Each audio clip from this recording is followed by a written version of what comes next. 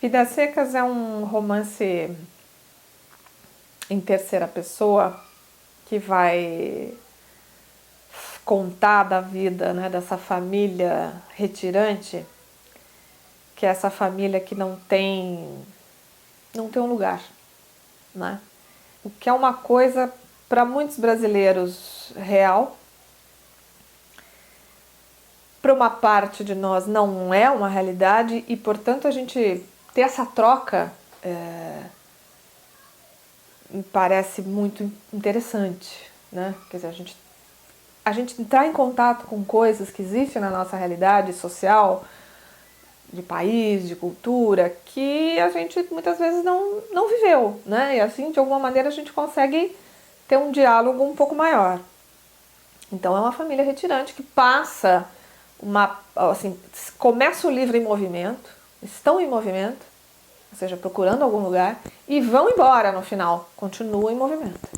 E no meio tempo do livro, estão em algum lugar ali de passagem. Sabem que aquilo vai durar um tempo, provavelmente não vai durar muito, que é o que acontece, e depois vão embora. Acompanhando o tempo da seca, acompanhando, enfim, alguma esperança, alguma coisa que dê algum alento que os permita continuar vivendo. Basicamente é isso o que a gente vê.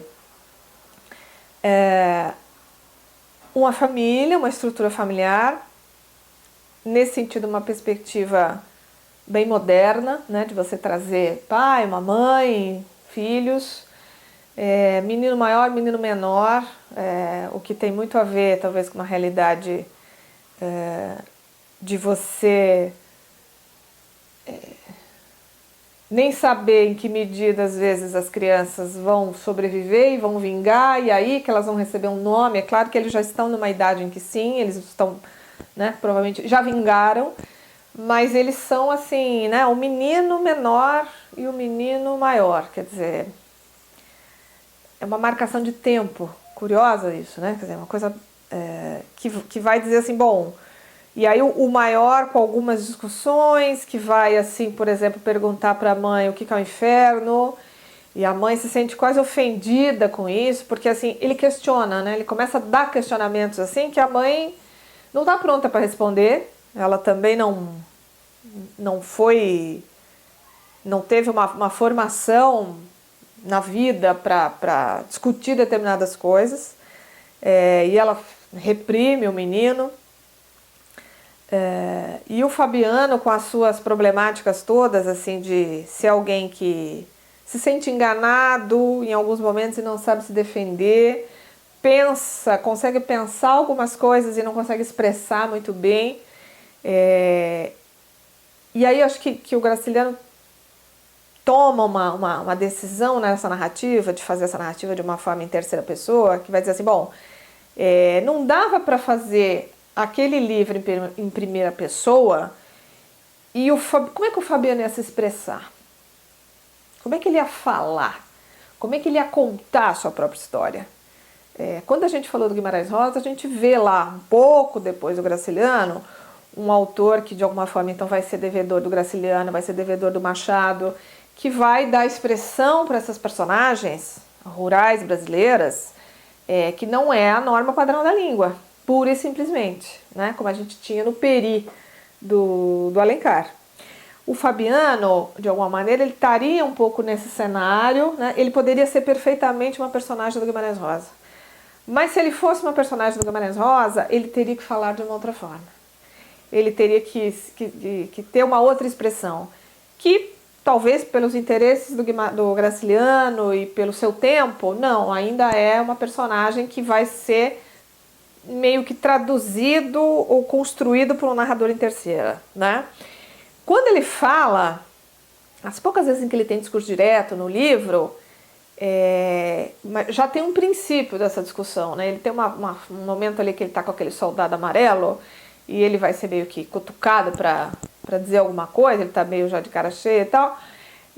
Aí ele vai falar assim, não, no entanto, quer dizer, ele tenta usar umas conjunções, assim, umas palavras difíceis, que provavelmente ele ouviu lá do seu Tomás da Bolandeira, que é um pouco uma referência para ele, e aí na hora que ele acha que ele tem que usar um discurso formal, ele se enrola inteiro mas assim, muito significativo ele se expressar dessa forma, o que mostra essa inteligência dele em perceber que ali tinha que ter um outro registro, mas ele não domina esse registro, né? Então ele não poderia responder aquela pergunta de forma assim, senhor, pois não, autoridade, o que você gostaria que eu dissesse? Quer dizer, não tem sentido ele dizer isso, né? Ele se expressar dessa forma. Então acho que o Graciliano já cria uma forma de expressão que corresponde ao personagem, à sua perspectiva social, mas também assim, se ele não está pronto, se ele não está interessado, o autor, em criar essa voz, ele não vai deixar a personagem falar muito. Quer dizer, ele vai muito mais ter o narrador controlando e fazendo então esse caminho de trazer essa história dessa problemática deles da sociedade, da falta de terra, da falta de perspectiva, e contar isso por meio de uma voz em terceira pessoa. Então isso é uma escolha do narrador que talvez para o seu tempo ele ache que vai funcionar e vai conseguir trazer um discurso para a sociedade que ele provavelmente acredita que vai ter muito mais impacto, vai ser muito mais interessante do que fazer uma construção ali focada na voz da personagem. Talvez isso seja realmente uma coisa mais possível com Guimarães, que vem lá algumas décadas depois, e aí quando a gente vai ler os livros do Guimarães, todos eles são assim. E todas as escritas e as falas das personagens têm essa perspectiva. Não dá também para falar de Vidas Secas sem lembrar da baleia. Baleia que é mesmo esse contraponto. Quer dizer, é o animal que sente, que percebe. Acho que o Graciliano, como todo grande autor do século XX, tem uma temática atrás que amarra esses autores de alguma forma, que é o seguinte: é a linguagem. O Fernando Pessoa tem essa discussão, a Clarice tem essa discussão, o Guimarães tem essa discussão. Quer dizer, acho que todos os grandes autores, todos, talvez seja um pouco ingênuo a gente dizer isso, mas muitos grandes autores do século XX, no fundo eles estão discutindo a linguagem. E estão dizendo assim, bom, o que é representação simbólica? Como é que é essa representação simbólica do ser humano com o mundo? Como é que as diferenças sociais vão se traduzindo nessa representação simbólica que é a linguagem? Até que ponto a linguagem dá conta disso? Então, Baleia, Fabiano, quer dizer, Fabiano ele tem um pouco mais de representação simbólica do que a baleia, mas ele tem também muita dificuldade com isso, e o quanto que essa representação simbólica, para alguns grupos sociais, ela foi bastante desenvolvida, desde uma tradição antiga até o século XX, e como para outros isso não foi, né? Então esse simbólico ele se dá de uma outra forma, ele se revela em outras linguagens que não a verbal, né? Ao mesmo tempo isso é excludente, porque, ou seja, eu não participo, eu não consigo falar das coisas, eu não consigo me posicionar politicamente, porque eu domino pouco a questão simbólica, né? Ou talvez eu tenha, por vezes, facilidade de ser manipulado, na medida em que eu não consigo ter uma visão crítica das coisas, porque eu não tenho o domínio do simbólico.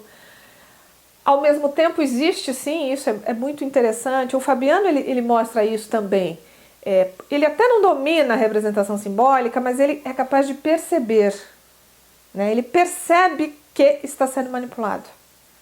Então, ou seja, tem um nível de simbólico aí que se dá talvez no tom de voz, na expressão, na cena em que você está com as pessoas, na posição. Eu estou aqui do lado de cá do balcão, o seu José da Bolandeira está do outro lado, ele é o dono daquilo. Então, assim, você tem vários simbólicos que não só o verbal, né? E o verbal, então, é isso em máxima potência, né? Você ouvir uma palavra e associar aquele som a uma outra coisa. Quer dizer, o que a casa tem a ver com esse som? Tem a ver com essa escrita dessa palavra. São relações absolutamente simbólicas e arbitrárias, quer dizer, por que que isso recebe esse nome, né, na sociedade? Por que que, claro, tanto que em cada idioma, em cada cultura, as coisas recebem nomes diferentes. Porque essa é uma relação simbólica, é uma relação cultural que o ser humano vai desenvolvendo com o mundo e entre si, quer dizer, esses autores do século XX têm sempre essa discussão como pano de fundo, né? Os grandes autores costumam ter essa discussão no século XX como um ponto fundamental. O quanto se está alijado ou não desse processo, o quanto isso impacta na vida das pessoas ou não, o quanto de manipulação você tem atrás disso, né? Eu acho que essa é uma discussão assim fundamental e que com certeza o Vidas Secas e os outros livros do Graciliano, eles são mais um ponto, mais um aspecto para enriquecer essa discussão assim, social da linguagem.